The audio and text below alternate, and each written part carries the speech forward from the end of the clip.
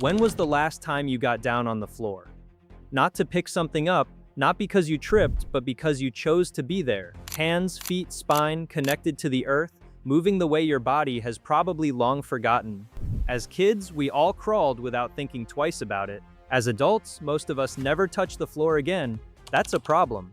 The day you stop moving on the ground is the day your body starts aging faster than it should. Today I'll show you why crawling matters and give you a simple 8-minute routine you can start right now. Let's start with the bear crawl. Simple, primal, and brutal in its honesty. Here's what it gives you. Your hips learn to move the way they were built.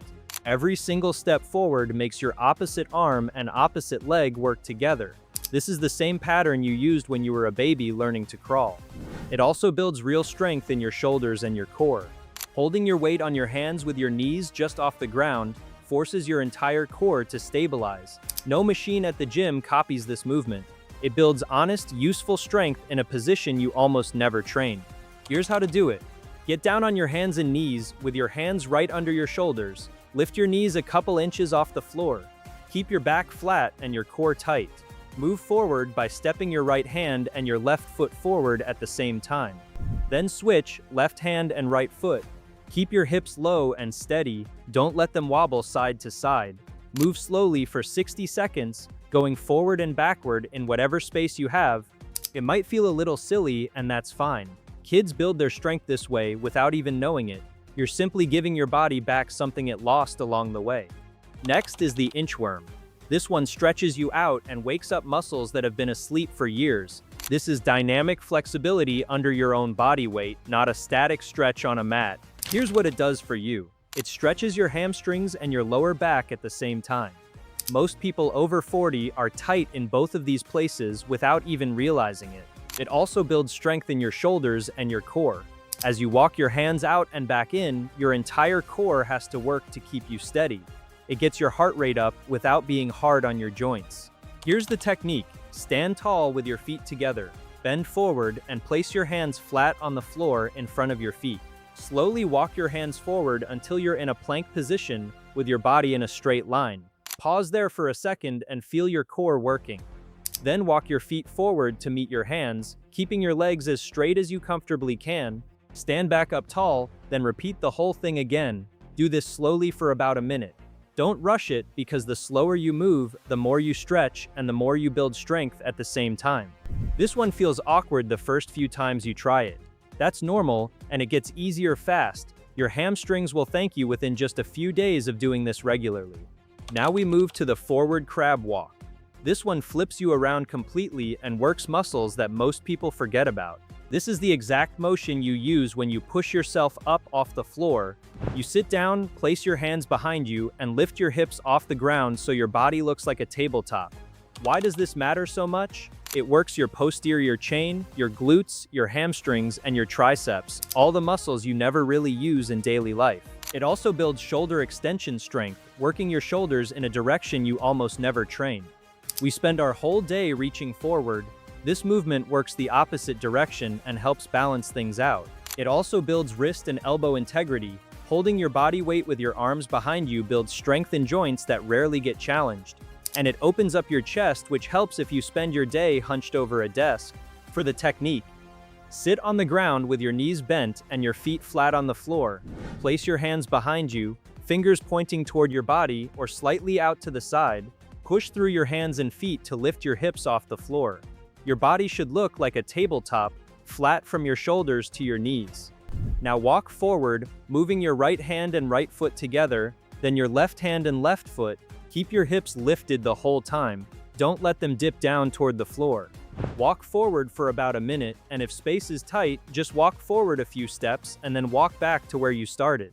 This position feels strange because we almost never move this way. That's exactly why it's so useful. It teaches your body to be strong and steady in a direction it has forgotten. The next move is the side crab walk, and it takes everything from the last move and adds sideways motion. You stay in that same tabletop position, hips lifted, but now you move side to side instead of forward and back. This builds strength in your hip abductors, the muscles that keep you steady when you step sideways. It also lights up your obliques and side body, muscles that sit-ups and crunches never reach. and it demands shoulder stability while your body shifts direction. This kind of side-to-side movement is important as we get older because it helps prevent falls and keeps you steady on your feet. Most people never train this way, which is exactly why it matters so much. To do it, get into your crab position with your hips lifted high. Instead of moving forward, step your right hand and right foot out to the right side. Then bring your left hand and left foot in to meet them. Move sideways this way for 30 seconds, then switch directions and move the other way for another 30 seconds. Keep your hips up high the whole time, and don't let your body sink toward the floor.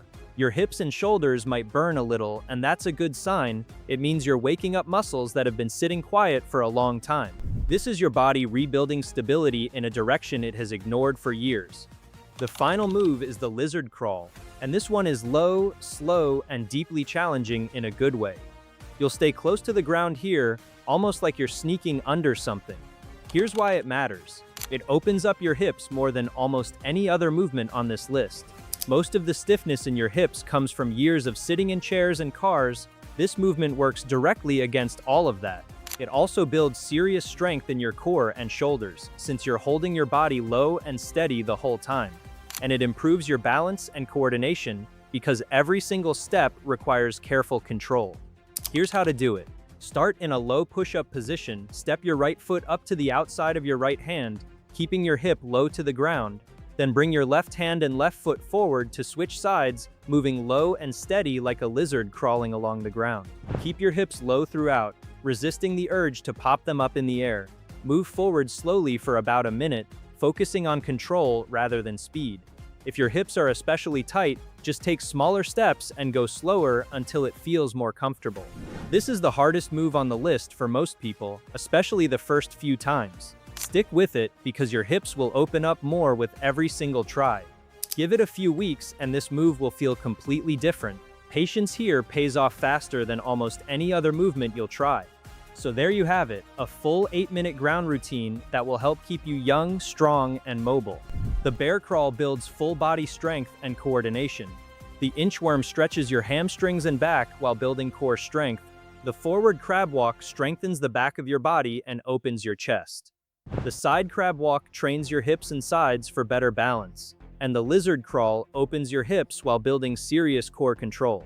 Each one targets something a normal workout routine completely skips over. Do this routine every day, just 8 minutes. That's shorter than the time most of us spend scrolling on our phones each morning. Yet the payoff is enormous. Within 1 week, you'll notice your body feeling looser and easier to move. Within 1 month, your hips will feel freer, your shoulders will feel stronger, and your balance will feel more solid than it has in years. Within 3 months, getting down on the floor to play with your grandkids or your pets will feel effortless. And getting back up will feel just as easy. Don't let the floor become a stranger to you. Reclaim it, use it daily, and let these simple ground movements bring back the strength and balance you had years ago. Because when you can move well down here, you move better everywhere else, standing, walking, and living your everyday life. Your balance will improve, your risk of falling will drop, and your confidence in your own body will grow. The floor isn't something to fear or avoid, it's one of the best training tools you already have right in your own living room. No equipment, no gym membership, just you and 8 minutes a day. Start today, get down on the ground, and move through this routine one step at a time. Your body will thank you for it. 6 months from now, you'll wonder why you waited so long to start. Comment below and let me know which move was hardest for you. The bear crawl, the inchworm, the crab walks, or the lizard crawl. And subscribe if you're ready to move better and feel younger every single day.